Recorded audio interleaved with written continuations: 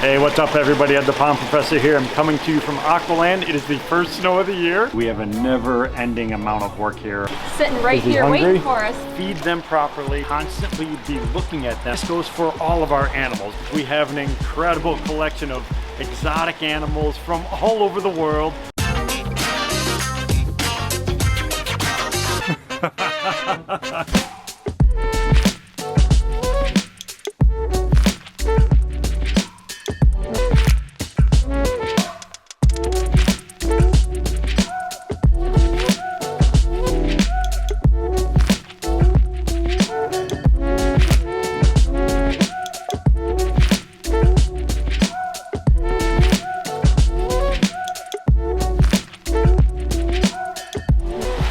So we have been designing and building water features for over 30 years. We have thousands, and I'm talking tens of thousands of aquascape ecosystems in the ground.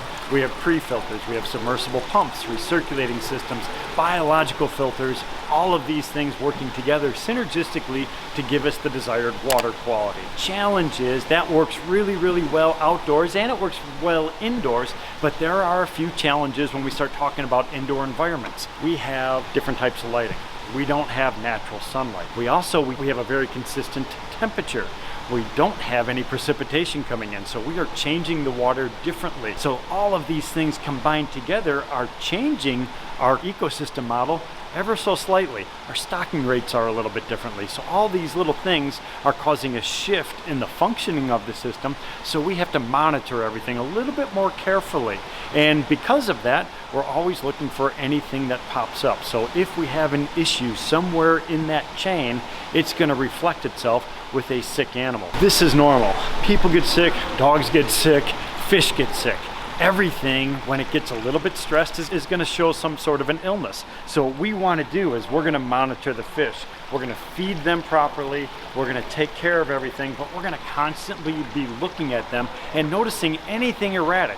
If they start swimming differently, if they stop eating, if they're laying on the bottom, these are all signs that we need to look at something a little bit more closely. So what we'll do is we'll actually catch that animal in a net, bring it up to the surface, and we'll start to do some inspections. And this goes for all of our animals, all the incredible turtles that we have here. Because remember, Greg Wittstock, the pond guy, started this entire business because of his love for turtles. When he moved from New Jersey to Chicago, he brought his pets with him and he created his first ecosystem.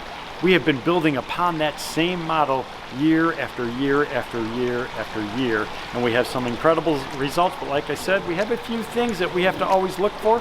So why don't we take a walk around this incredible facility so you can see firsthand exactly how we take care of all these animals.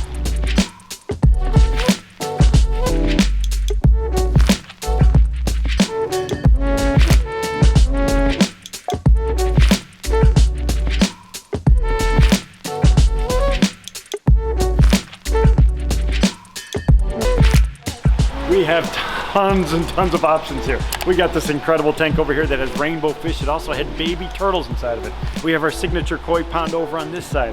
Over here we have our goldfish pond. We also have our mud skippers. We have that Greg's Turtletopia far off in the back. And up in the front, which we walked right by, and I don't even want to neglect them, we have Lou, our incredible iguana. Let's go find Mary because I heard she's feeding him right now. Let's go see what she's doing.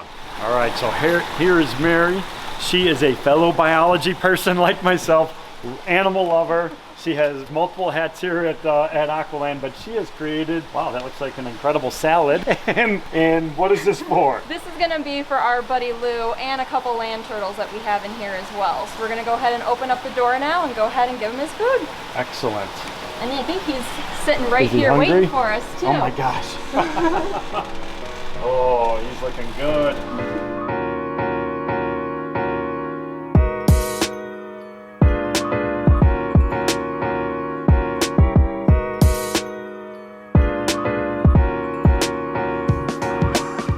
So it looks like, Mary, that the plastic has also been put on, which I think originally we didn't have this, but Lou was getting a little bit stressed, and it was because of the cold, I guess, right? Definitely, yeah. The plastic definitely helps keep the heat inside so he can stay warm during these colder seasons when we have people coming into the retail store.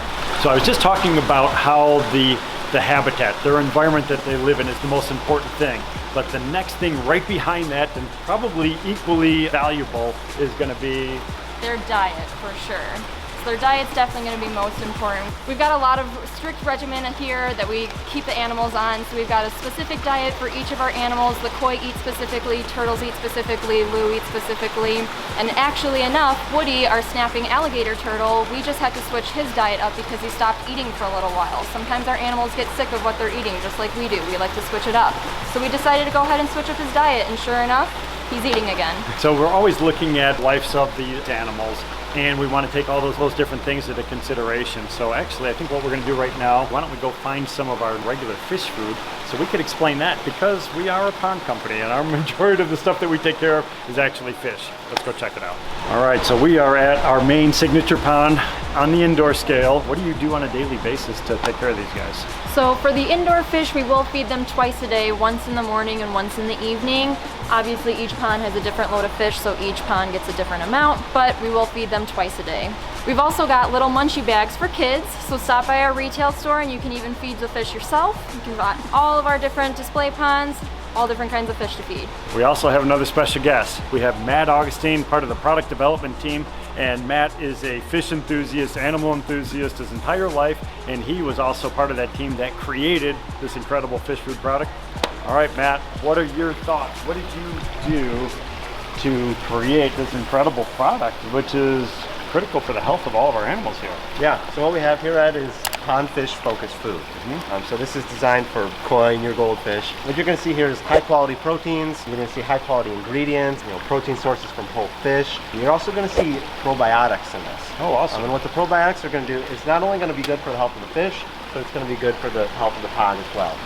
So by feeding a high quality food, you're going to actually reduce the amount of waste that's created in the pond. Yeah, that's really important. So we were talking about that a little bit earlier, that the number one thing that we want to try to do whenever we're setting up an ecosystem is to have good water quality. And that goes into all these different pieces. But food is actually one of those things that people don't think about with impacting water quality. But protein percentage, like what percentage protein are we talking about here? 35-40%. This one in particular, 40%. Okay, so the higher the protein is, better packs on more weight onto the fish, but it also increases the ammonia in the pond.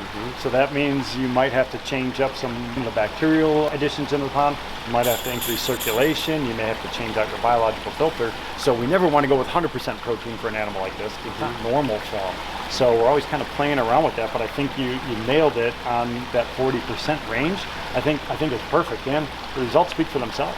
I mean, we have hundreds of thousands of fish worldwide that are eating this food on a daily basis, which is awesome. So that's a testament to everything that you've done. So we appreciate all your hard work. Been awesome so far, and I look forward to some of the new products that you guys are coming out with. Yeah, absolutely. Thanks, Ed. All right.